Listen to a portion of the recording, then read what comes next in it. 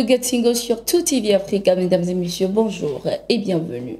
12 terroristes ont été neutralisés à Ménaka au Mali. C'est ce qu'a annoncé l'état-major général ce 23 avril 2023. Cette opération menée à base de renseignements dans le secteur de Timfadimata, situé à 27 km au nord-ouest de Ménaka, a permis de récupérer plusieurs matériels dont une mitrailleuse, un PKM, 2 AK-47, un fusil de chasse, 24 chargeurs AK-47, des maillons PKM, plusieurs munitions en vrac, 5 grenades, 2 téléphones satellitaires.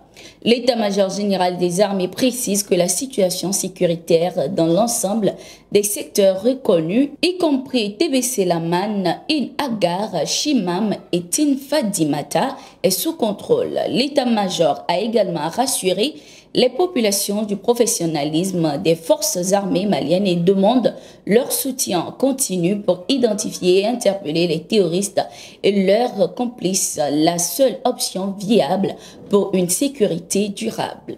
Au Kenya, l'opposition annonce la reprise des manifestations à partir du 2 mai 2023. Nous allons reprendre les rassemblements. À partir du 2 mai, les manifestations seront circonscrites à Nairobi, la capitale kenyane, a déclaré Denis Onyango, porte-parole de l'opposant Raila Odinga, sans donner les raisons de la reprise de cette grève. Depuis le 20 mars 2023, le leader de l'opposition kenyane, Raila Odinga, organise des manifestations bi-hebdomadaires accusant le président William Ruto d'avoir truqué la présidentielle d'août, mais aussi d'être incapable de juguler la flambée des prix dans le pays. Ce 2 avril 2023, dans une déclaration à la presse, Raila Odinga a appelé à l'annulation des manifestations prévues pour le 3 avril, annonçant que son parti allait participer à un dialogue avec le gouvernement. Au vu de ce qui a précédé, nous abandonnons nos manifestations pour lundi.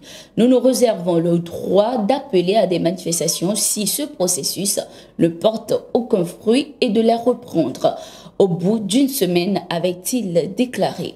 Ces manifestations avaient fait 3 morts et plusieurs blessés dans le pays. Il a fallu attendre la célébration de l'Aïd el-Fitr, communément appelé Ramadan, pour entendre l'annonce par le président tchadien de la libération des prisonniers.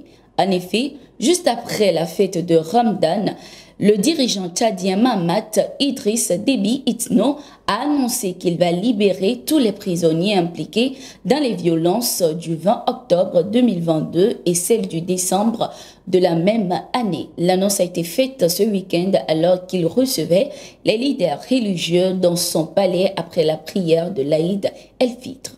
Je m'engage devant vous et devant Dieu à libérer tous les compatriotes inculpés en raison de leur implication dans le coup d'État raté du mois de décembre dernier. Ma profonde foi dans les vertus me disent également à prendre un autre engagement solennel de libérer tous les compatriotes détenus dans les différentes provinces suite à l'insurrection du 20 octobre dernier, a annoncé le président de la transition. Malgré cette libération, certains pensent qu'il en reste beaucoup à faire car les prisonniers politiques ne sont toujours pas libérés.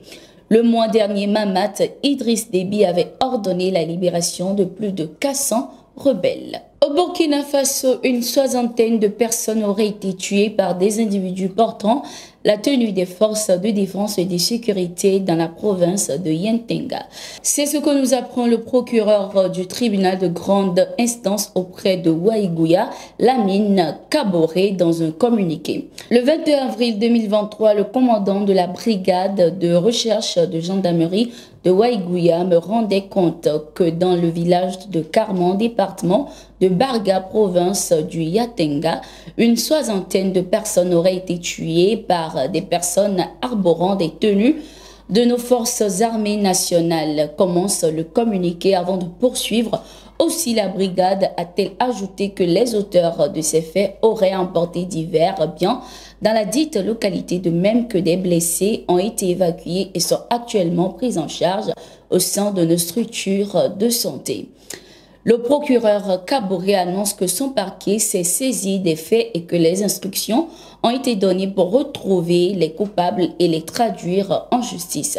Le procureur a aussi lancé un appel à toute personne qui détiendrait des informations à ce propos de faire une dénonciation à la justice. En ces instants d'adversité que traverse notre pays, j'exprime ma compassion à l'endroit de toutes les victimes du terrorisme, a conclu le procureur Lamine Traoré dans le communiqué. Nous sommes arrivés à la fin de ce numéro de Gatingo. Merci d'être resté avec nous. Nous sommes en continu sur nos différentes plateformes et sur notre site d'information le www.toafrica.com.